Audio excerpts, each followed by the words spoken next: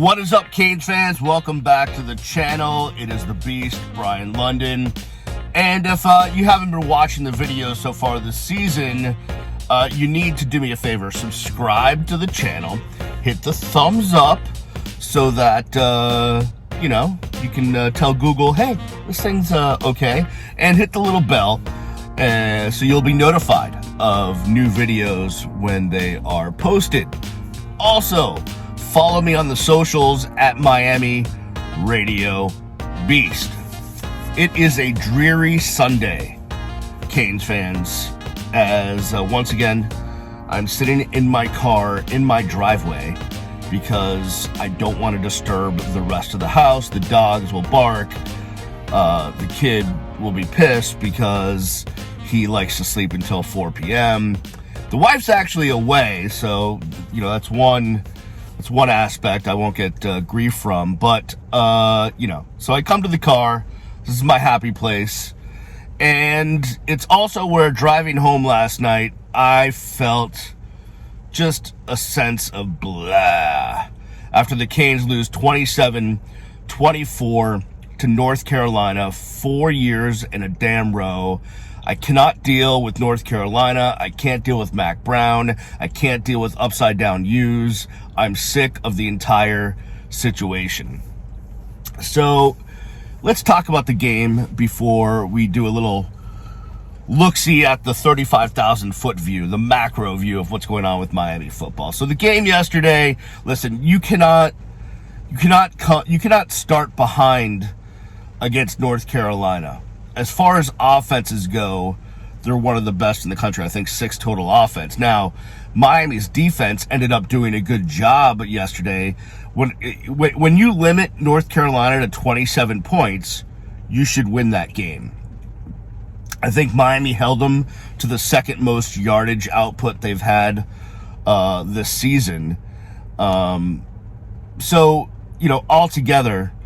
Miami's defensive performance, while not spectacular, especially in the first quarter, the 2 interceptions, one at the end of the first half, one at the beginning of the second half, were really key. Miami could have, should have won that game.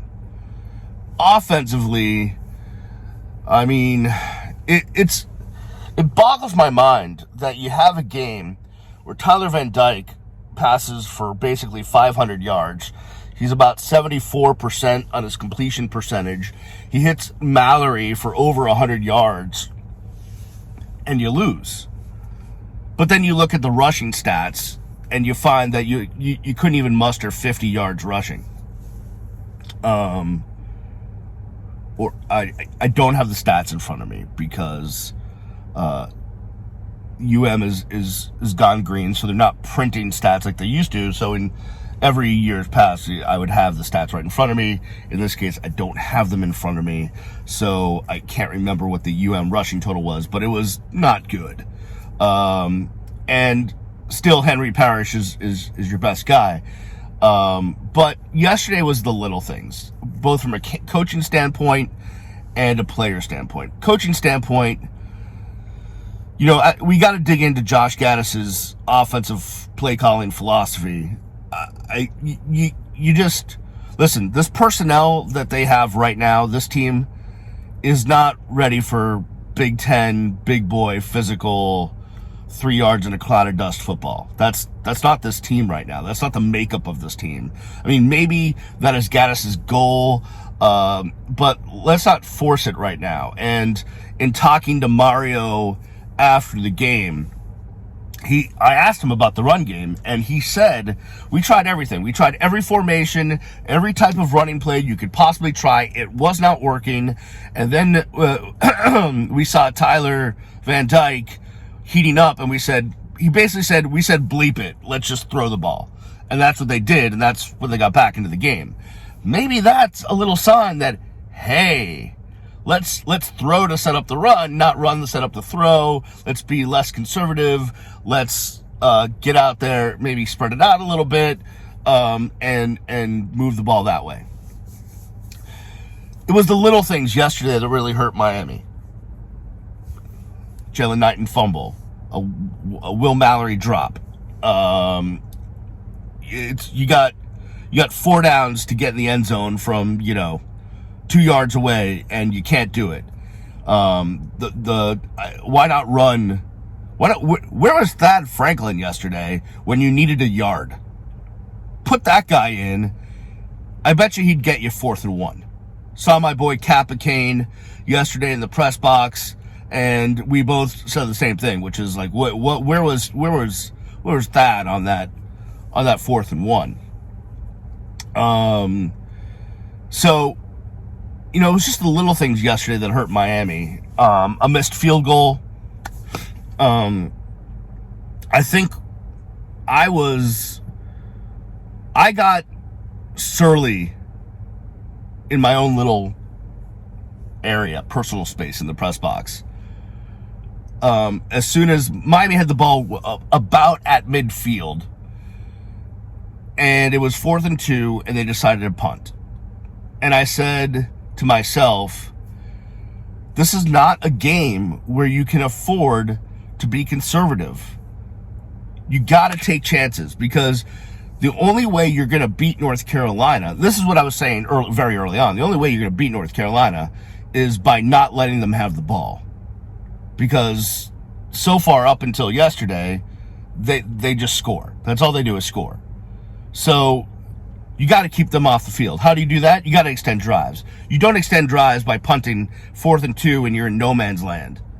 If you're going to try to do the, hey, let's pit them back situation, that's not going to work. And it didn't work yesterday. As you saw, North Carolina, drove the length of the field.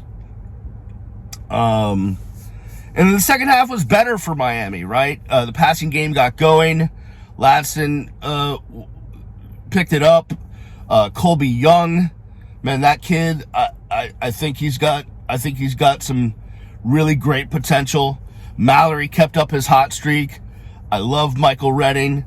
So there was some good things in the second half. You started to move the ball, and the defense played well enough. But you ran out of time. You had the ball with just over a minute 10, something like that, and 90 yards to go, and Skinner doesn't get out of bounds, and there's that. You just the little things. Even the onside kick, Al Blade stepped out. If he hadn't stepped out, that would have been the best play of the year. So all these little things hurt Miami yesterday, and it's depressing. So feel free to comment with your thoughts on where it went wrong yesterday. There was also missed tackles. We saw that on defense. Gave up 2 huge plays, like big-ass plays. You gave up 4 of them against Middle Tennessee, 2 of them yesterday. Kevin Steele's got to get that thing sorted out. You can't have busted coverage. It's just, you can't afford to give up those big chunk plays, because it just sets you up for just misery, is what it does, actually. So, hit me with your thoughts in the comments about what you saw from the game. Now let's get to the big picture. First of all, I know the results don't look different, right? But Mario Cristobal is not Manny Diaz or Al Golden or Randy Shannon. I believe in Mario, and yeah, I'm a little bit biased because I know him better than I knew the other guys, right? I was traveling with the team when Mario was a GA, plenty of Friday night conversations about football and his philosophies and stuff like that. And the other thing I'll say about Mario, when we ask him questions, when we challenge, like I challenged him on the, not in a confrontational way, but I asked him about the run game yesterday, and what he spit back at me, I wish I had the cut, but I don't, was an amazing answer backed up with really detailed X's and O's explanation of what they tried and what didn't work yesterday. And that's something that you didn't get from Manny Diaz. Or there's a lot of coaches that I'll put it this way, because I'll turn it around to the positive. Mario's cerebral. That's what I'm trying to say, is that he's cerebral, he's intelligent, he gets it, he has a goal, he has a vision in mind. You're going to get there, but I think what he keeps insinuating is that kind of the look under the hood when his team, when his boys got here, wasn't as rosy as maybe he thought it was, and there's some more work to be done. I honestly truly believe that Mario, whatever the height of this program can be in this new day and age of college football, I think Mario is the guy that can get them there. I just think it's going to take, I know I saw the Orange Bowl boys kind of fighting amongst themselves last night about you need 2 recruiting cycles to get to where you want to be. And it's kind of cliche, and we've heard the same thing under every single coach that's ever been here. You need 2 recruiting cycles and all that stuff. But truly, like, Mario needs to get his dogs, right? The guys that follow his philosophy, that buy into what he's doing. So listen, this might be a tough year. They're not going to go reel off wins in the rest of their games. There's going to be a loss somewhere along the lines. But,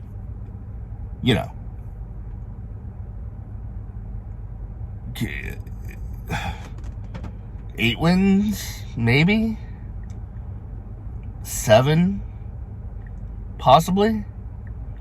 Get to a bowl game with 6, maybe. I don't know. I'm looking forward to I'm going to try to just keep my emotions at bay. And just enjoy the journey, because I think eventually Mario gets him there. Now, after the game yesterday, I picked up on it. I don't know why it doesn't seem like anyone else in the media, and the room was full. Oh, by the way, thank you to Susan and others who got great video and pictures of my fat ass back and my bald head and tweeted that all over the place. That was fun. I really need to do a better job of buffing the head and making sure it's shiny and ready for pictures. But Tyler Van Dyke comes into the room, and, Tyler's been through a little bit of a up and down, right, this year. And he said something really interesting. At least it was to me, because I tweeted it immediately, but I didn't see really any other reporters pick up on it. But he said, and I'm paraphrasing, something like, the off-the-field stuff really impacts how we play in the game. And I'm thinking to myself, like, what off-the-field stuff are we talking about? Now, I believe the television broadcast talked about this yesterday, but, Tyler had been, it seems, or reportedly, allegedly, been going through some mental stuff. On TV, I think they might have alluded to the fact that, he talked about Miami not being a good college atmosphere, and then all of the pushback on that, and that kind of got to him and got him down and out of his comfort zone and all of that stuff. Whatever was going on, like maybe when he said the off-the-field stuff, impacts about the game, he very well could have been talking about himself and his emotional and mental state. And he said, what he tried to do and what really the coaches got him to do over the last, over the bye week and the leading up into the game was really just positivity. Get all the trash out there and just work. Because, listen, for those of you that think Tyler Van Dyke is not a good quarterback, he's a very good quarterback, okay? I can tell you from sources that even though he may have not be a first round pick, that scouts are still giving Tyler positive feedback on him as a pro prospect. I know for a fact that pro scouts, the feedback that he has gotten is that he's got great attributes, that they still like him. First day, second day, none of that matters. I'm just telling you what I know. So he's got a lot to be positive about. He's a good quarterback.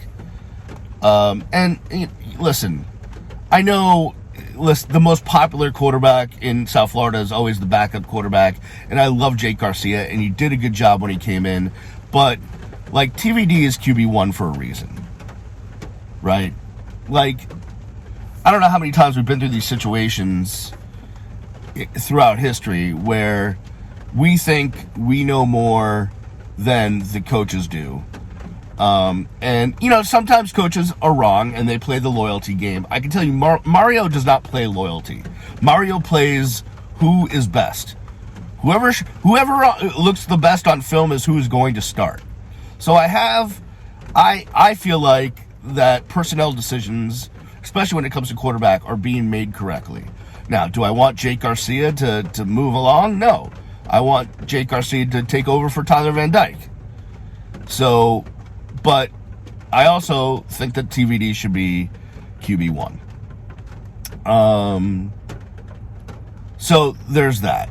And then, the other thing was, Manny Navarro did a good job yesterday in the post-game presser of asking basically every guy that came in, what's going on in the locker room. And look, they're not going to tell you that it's a tough question for them to answer, right? Because if they tell you, well, we're splintered, we hate each other, blah, blah, blah, like that's not going to happen.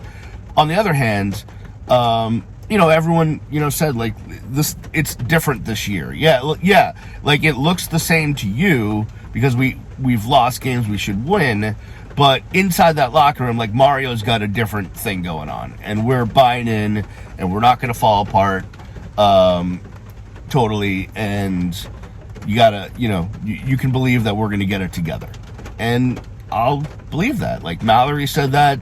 I think DJ Ivy said that yesterday. So,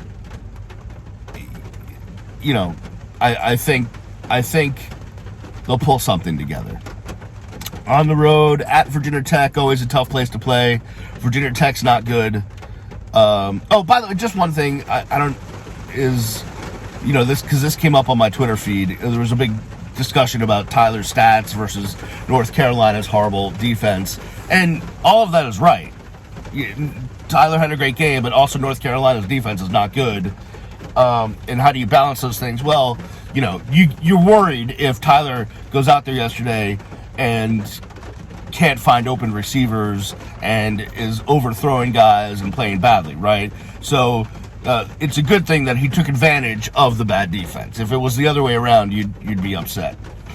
So on to Virginia Tech, on to Blacksburg.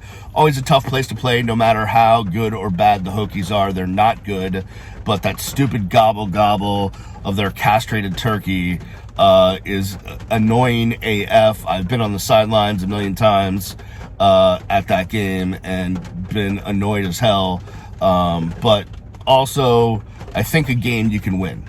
So we'll see. Oh, but speaking of being on the sidelines, listen, no correlation, at least that I'll admit to, but I'm just going to tell you, when I was a sideline reporter, we were good. All right, you do with that what you will. Thank you for watching. Remember to subscribe to the channel, hit the thumbs up, hit the little bell, and also follow me on the socials at Miami Radio Beast. Until next time, Canes fans, I will see you when I see you. Peace!